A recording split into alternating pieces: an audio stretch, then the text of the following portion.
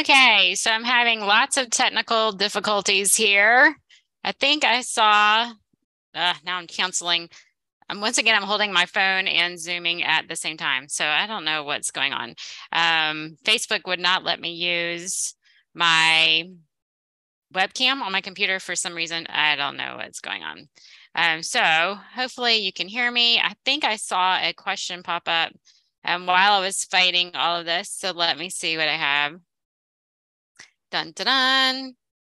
I really thought I saw a question pop up. Okay, when you steam cauliflower for your everyday salad, how long do you steam it? Do you also steam your broccoli for everyday salads? Hope you can fit this into your keto talk. So today is our Q&A, our weekly Q&A, our Mondays at noon in my Facebook group. So yes, so I don't steam my vegetables for my everyday salad. So the picture you saw that was steamed vegetables for a charcuterie board that I made. I prefer to have broccoli steamed. I can eat cauliflower raw. My husband's the opposite. And so in that picture, I did leave one of them raw and one of them fresh. Usually my everyday salad is all raw. I don't normally have anything except for leftovers on my everyday salad that are cooked. Just because they don't last as long when I cook them. And so I just leave everything raw. But that's a great question. I love that you always have questions, which is great. So I didn't see any other questions, which I was kind of surprised because keto is one of those topics that is very controversial. And it was for me too. It's one of those topics that I have avoided myself because I wasn't sure about the safety of keto. So keto, low carb, people get those, use those interchangeably. Keto, let's see, and paleo, all of those are kind of confusing, right? So keto is a very high fat diet, very low carbohydrate. So it can range from up to 70% fat for some people. So I was like, there is no way that this could be healthy. So that's one of the reasons why I've always avoided it. But I was diagnosed with gestational diabetes 23 years ago, and I had to test my ketones, and it was something they were watching, and so I knew that there was something dangerous in there when I had to do that. So when I saw in keto that you have to test your ketones, I thought this can't be safe. I mean, hello, why would we be wanting to test to make sure we're not doing something harmful? But what I didn't understand was the difference between ketosis and ketoacidosis. And so we'll talk about that in just a minute. So the ketogenic diet is a low carbohydrate, high fat diet. Some people think it's high protein, but it's actually not. If you eat too much protein, insulin is actually secreted, and you can't go into ketosis if insulin is out. Insulin is out when blood sugar is out. And so that kind of prevents you. And so you can't eat too much protein if you're following a keto diet. Also, if you eat too much protein, then you create acid, which goes into ketoacidosis, which is what I was worried about when I first learned about keto. But now I'm getting more where I could get on board with it with the right food plan. You have to eat the right foods. I talk a lot about the alkaline diet, the rainbow diet. I don't really like to define diets. We just need to find a healthy way to eat, but there are some things that we can do to tweak what we're eating depending on what our health goal is. For someone who is suffering with obesity and they need to lose weight for their health, then sometimes something like this can work. And we'll talk about some alternatives to this as well.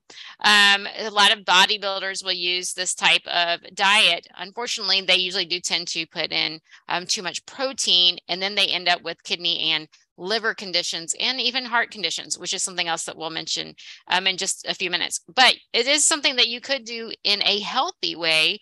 Unfortunately, the way it is advertised, it's usually not in a healthy way. And so we'll talk about the benefits and when it's healthy and when it's not healthy. So first, let's talk about fat. So the ketogenic diet is very high in fats and much higher than most other diets. When I first learned about nutrition 25 years ago, we learned about macros, and the USDA guidelines are normally 20 to 35% fat. And so you don't want to eat more than 35% fat. So when I saw some of these diets, 70% fat, no way, Jose. We know that fat leads to heart disease. Some of us, me included, we have family history of heart disease, high cholesterol, things like that. And so I thought there's no way this could be healthy, but it could also depend on the type of fat. An animal fat diet, if we eat a lot of dairy, that's a lot of saturated fat. We eat a lot of pork and red meat, then there's a lot of saturated fat. Even chicken breast has a lot of saturated fat in there. And so we don't want to eat those, but there are some other healthier fats we could eat. So we've talked about inflammation and omega-3 fatty acids and fats that we can eat to keep our fatty acids in balance. So you could eat a higher fat diet if you're eating the omega-3 foods like hemp seeds, flax seeds, chia seeds. If you eat some walnuts. Now, we don't want to go overboard eating some of the omega-6 fatty acids, which are found in like almonds.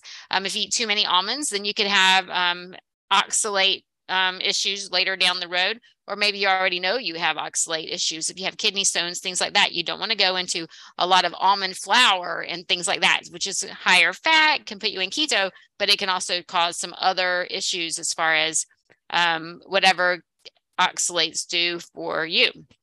And same with like green smoothies. You could have a green smoothie with almond milk, with spinach and things like that, and then you're going to have some issues. So high cholesterol runs in my family. So that's one of the reasons why I thought keto is definitely not something that I could do. But now that I've learned the difference between the different fats, then I think that is probably something that I could do as long as I'm eating the healthier omega-3 types of fat. So what are some of the benefits? So the keto diet or ketogenic diet can be used to balance blood sugar. So this is great news. There's so many people out there who have insulin resistance. Their body, their cells resist taking insulin in, taking in blood sugar. So blood sugar taking in sugar from the blood. So the sugar in the blood stays too high, which causes damage and inflammation in the bloodstream. It wears out our pancreas cells. It wears out the little receptors on the cells as it's just trying to get into the cells and not coming in, and those get gummed up. So the ketogenic diet, because it is low in carbohydrates, we switch to a different way of burning fuel. Those receptors have time to heal and recover, and then they can take it in a little bit better. So it is the ketogenic diet can be very helpful to someone if it's used in the right way to help with insulin resistance, which is very prominent in our society. It can also aid in bacterial overgrowth, yeast overgrowth, fungal overgrowth. If you hear someone say they have problems with candida overgrowth, any type of microbial dysfunction, because we're removing the carbohydrates, we're starving some of those bad bugs, we're starving them, and so that they don't have food to eat, and so they can die off and we can rebalance the microbiome. The ketogenic diet was first used for epilepsy. It was very popular in the 30s and 40s when doctors discovered that eating this way can help children with epilepsy. But then medications came out that did the same thing. So why change what you're eating when you can pop a pill? They stopped doing research, and so now that studies have come back out, we see that it does help with brain function. Alzheimer's is called type 3 diabetes, this blood sugar issues, insulin resistance involving the brain. Well, the ketogenic diet can help with that. And if it doesn't include too many animal products, it can also help with inflammation and edema. So how do we do this healthfully? Well, if you can use an alkaline diet, which we talked about a lot, which has been in a lot of the articles. I haven't written an article the last couple of weeks, but the alkaline rich diet is very high in greens. Your rainbow fruits and vegetables is limited in grains and beans and animal products. And so that's alkaline rich, but how do you make it where it's higher in fat? Well, that's focusing on things like fish oil, omega-3 fats, which is fish oil. Like I said, algae, actually, hemp seeds, flax seeds, chia seeds, walnuts. If we eat a lot of things like that with the leafy greens and the rainbow vegetables, not overdoing it on like root vegetables, but don't exclude those things. So that's another reason why I don't like diets. I don't like to exclude real whole foods. Yes, exclude the processed foods. Yes, exclude added sugars. But don't exclude real whole foods. If you have a diet that tells you not to eat fruit, not to eat carrots, not to eat sweet potatoes. Now, if you are working on balancing your blood sugar while you are repairing those insulin receptors, then that may be useful therapeutically, but long-term, we should not be avoiding fruits and vegetables. Include them when you can. Learn different ways that you can eat them so that you don't spike your blood sugar levels. And there are ways that you can do that.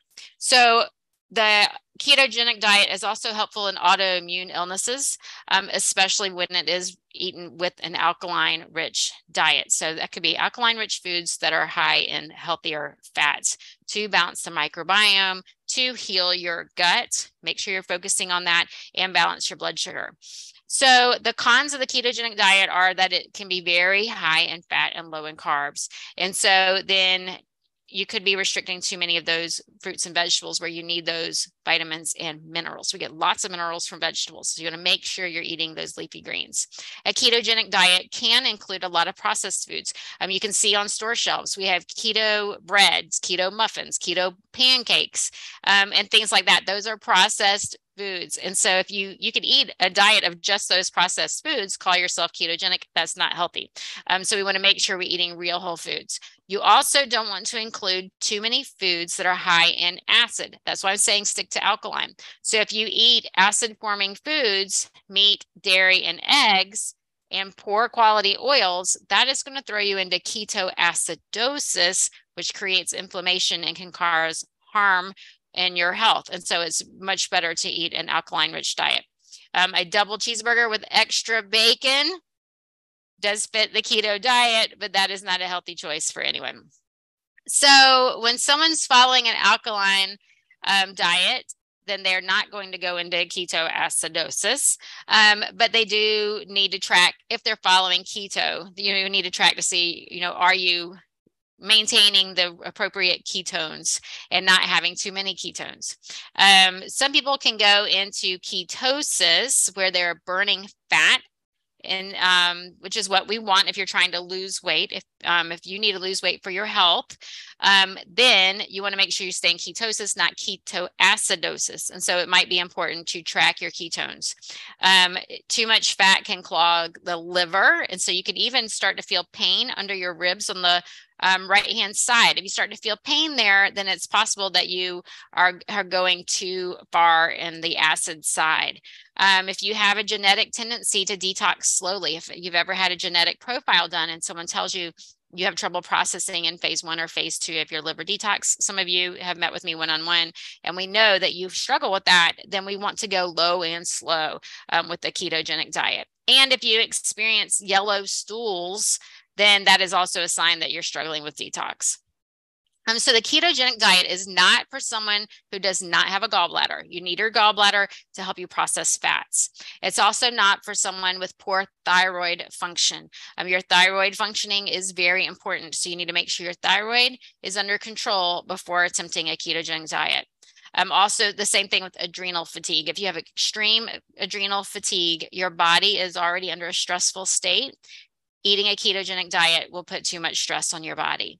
And if you have kidney dysfunction, then this is not the diet for you. Yes, an alkaline rich diet is good for you. Yes, omega-3s are good for you, but I would not try to get into ketosis. I would just work on eating healthy foods and getting all the right vitamins and minerals into your body. So I did not give a medical disclaimer in the beginning here, so let me make sure I do that. This is not medical advice. Everything I'm saying, make sure you do your own research. This is only information, educational for you if you are considering a ketogenic diet. So make sure you do some more studies. Make sure that you are choosing the right thing for your health. I'm all about health. Health is first. So what is ketosis? Ketosis is when your body switches from burning glucose to burning fat, using ketones for fuel. So it breaks down the fat to create ketones. Your brain prefers ketones. That's why it helps with epilepsy. That's why it helps with some neuromuscular issues. Some people who have problems with MS, things like that, going into ketosis can help. Burning ketones helps. Now, your body does not switch to fat burning mode if there's glucose available to burn. It prefers glucose to burn. Your body does. And so that means anytime your blood sugar is going up, insulin's coming out, you're not going to burn fat. So if you're trying to burn fat, you have excess fat on your body that you know you need to get rid of for your health, then this is a really good way to do it. But I will talk about other ways to do it as well. And make sure that you don't have any of these other conditions, poor thyroid functioning, adrenal fatigue, kidney dysfunction, or liver dysfunction. So when your blood sugar is low, your insulin is low. When your insulin is low, lipolysis begins. So that is fat burning. That is what produces the ketones. And all of our cells, except for our red blood cells, can use ketones for fuel. So sometimes when people switch to a keto diet, the first few days they get very sick. That can happen on any program. That could happen on my 5-day reset if you don't prepare. If you are eating very highly processed foods, let's say you get up and you have a chicken biscuit for breakfast, you have a Chick-fil-A sandwich and fries for lunch. This is before your diet. And then you eat pizza or tacos for dinner. And then you go into eating something like this, where you eliminate all those processed foods and you're eating these healthier foods. Your body is making a huge switch and you get what's called the keto flu. And so if this is something you're wanting to do, a ketogenic diet, then it's much better for you to phase into it. If you are a big coffee drinker, which caffeine is another one that can create ketoacidosis, create acid in your body. So you want to give up the caffeine. You would need to give up the alcohol. Alcohol is very high in sugar, but you want to phase out those things. If you eat a lot of sugar or a lot of processed flours, that biscuit for breakfast, the bun for lunch, the pizza crust or taco shell for dinner, that's a lot of carbs throughout the day. So to go from that to no carbs or very low carbs is going to be quite a switch for your body. So you want to be careful with that. And then if you do want to do this and you do want to check your body for acidosis, then you can do things like urine test. You can buy test strips on Amazon to test your ketones and your pH. So that's something you can do. So the ketogenic diet, some of the benefits are longevity. They've shown that the telomeres, did you ever hear about telomeres? Dr. Oz talked about it a long time ago, but you have these kind of like the ends of the shoelaces where you have the caps on your shoelaces, that cap comes off and it gets frayed and you can't re-string your shoes. Well, that's what happens on our cells. And so they start to get frayed and then they don't signal correctly. And that is usually a sign of aging. If they are still long, then you're still young, you have long life to go. As they get frayed, our life gets shortened. Well, they've shown that a ketogenic diet can help to reverse that. It helps with longevity. So it helps with fat loss, fat burning. It helps with reversing insulin resistance. And so those are some wonderful benefits. So if you can get in good health, if you do need to lose fat for your health, then start working on other things first to prepare your body for this. Get your adrenals under control, get your thyroid under control, and then test this way. That can help you. Other things that can help are intermittent fasting. And we've talked about in these and other things. Some people can do, if you can do 14 hours between dinner and breakfast, that's a wonderful fast in there. Growth hormone comes out. That helps with all of these. Not snacking between meals, giving your body a break. If you can go 4 to 6 hours between each meal, then you have a couple of hours for your blood sugar to go up after your meal and stabilize down. And then that gives a couple of hours for your body to do any repair work before your next meal.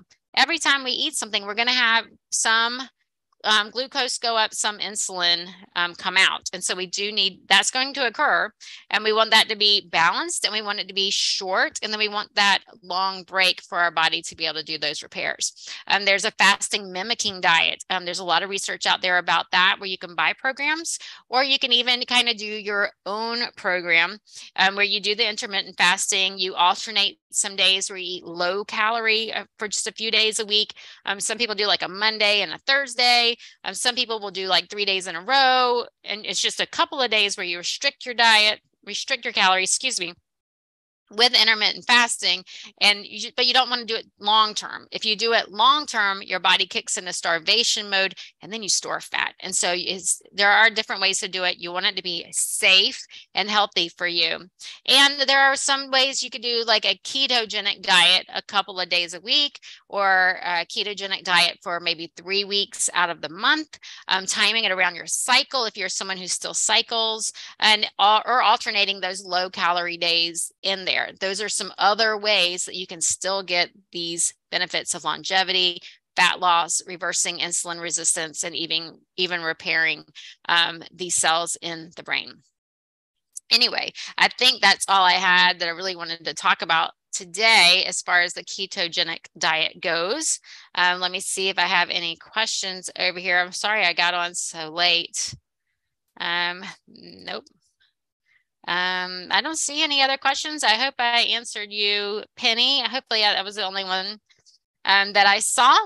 And this week's article will be about the ketogenic diet, so you'll get some more information about that. And then the next week, I want to talk about Candida and the anti-Candida diet. So if you have questions about that, then please share. I would love to hear from you. Y'all have a wonderful week.